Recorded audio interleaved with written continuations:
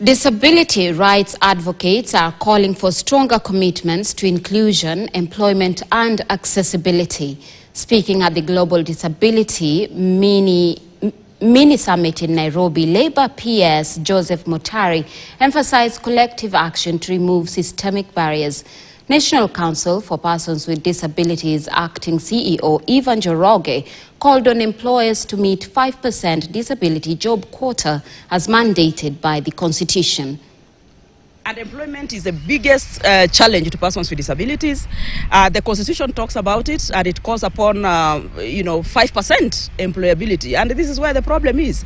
What we need to do as a country to ensure that persons with disabilities are employed, we will, in the near future, call out counties that do not comply with this provision of the Constitution.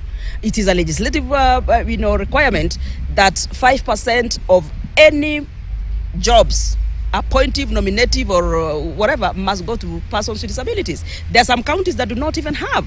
In this country and in this era, you will also realize that politically, there are over 21 counties that do not even have representation of persons with disabilities as their MCAs. And yet the Constitution talks about that. So this is a very big shame to our country, and you've realized that even within these counties that do not have a man and a woman MCA representing persons with disabilities, there are people earning as disabled people. You see there's something wrong there. Data on disability is a big gap all over, and in Kenya we've already disputed the current census that we have. We've disputed the numbers that we've been told, and to know, for any government, for you to plan, you need numbers.